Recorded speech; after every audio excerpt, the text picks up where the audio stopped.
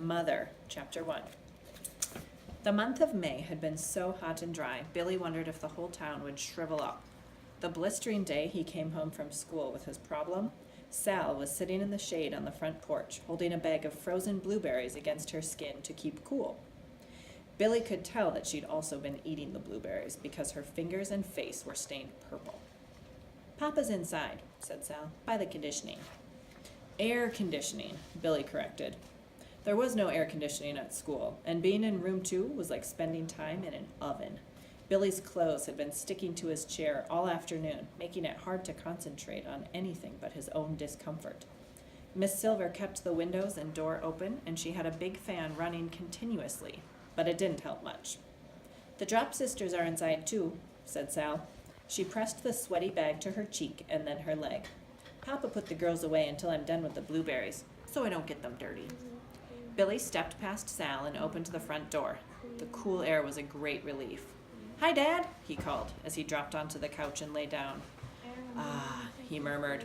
He felt so comfortable he forgot about his problem until Papa entered the room and asked, "How was your day?" Billy sat up. "I have a little problem." "I'm glad it's little," said Papa. "What is it?" Billy didn't know where to start. He realized that often the beginning of a problem goes back, and back further, to something that doesn't seem like a problem at all. He could feel Papa watching him, waiting. "Well," said Papa.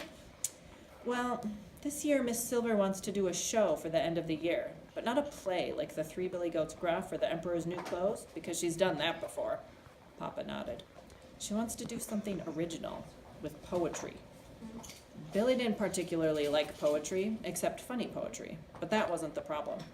"Everyone has to write a poem about someone in their family. Miss Silver said the show would be called Family, or Room 2 Families, or something like that." "Sounds nice." "The poem can be about a parent, or a brother, or a sister, or grandma, or an uncle, or someone who helps your family like a good friend, because all families are different." Billy took a breath. "Then we have the show. When we have the show, we have to say our poem on the stage with a microphone, and you can memorize it if you want to." "Is that what's the problem?" asked Papa. "Memorizing?"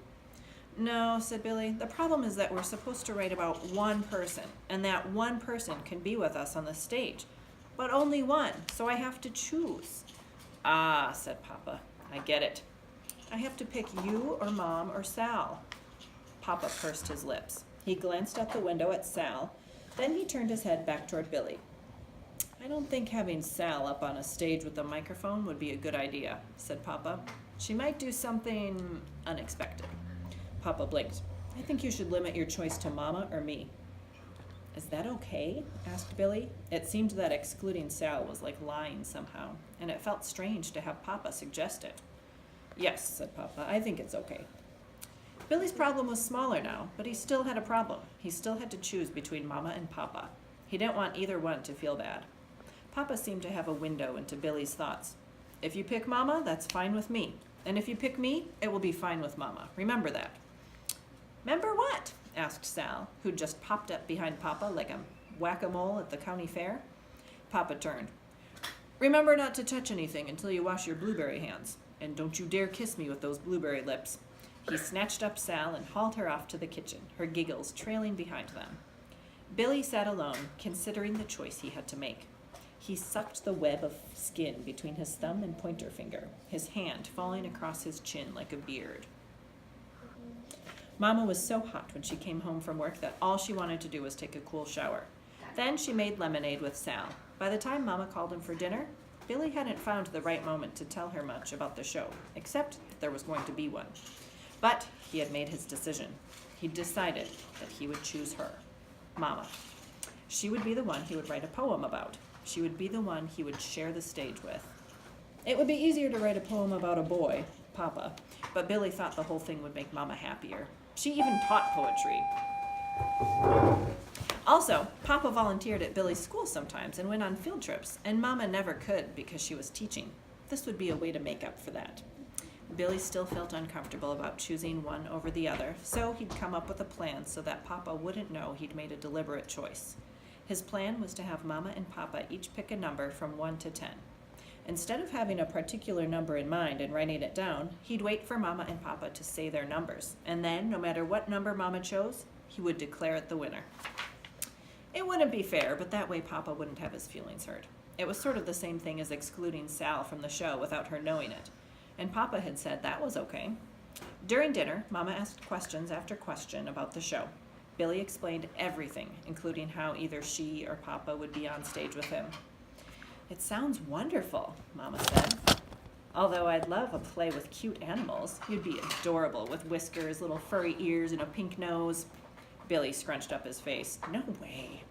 Can I go? Asked Sal. Of course, said Papa. There'll be refreshments too, Billy told them. Then Billy said to Mama and Papa, Now, Mom, Dad, pick a number. From 1 to 10. The person who's closest wins. I'll write a poem about you. 5, said Mama, without hesitating. 6, said Papa. 5 was the exact number, said Billy, trying to be as natural as possible, trying to convince himself that 5 would have been the number he would have selected. His ears were burning, and he worried that they were turning red, his cheeks too. He formed a fish mouth and looked around the room because he couldn't make direct eye contact with anyone. Hooray for me, said Mama. She blew Billy a kiss across the table. Papa smiled as if he'd won. Hooray for Mama, said Sal. She threw out her arms cheerfully and accidentally knocked her plate to the floor.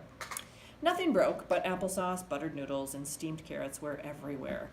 And so, much to Billy's relief, everyone's attention shifted to the mess and to cleaning up.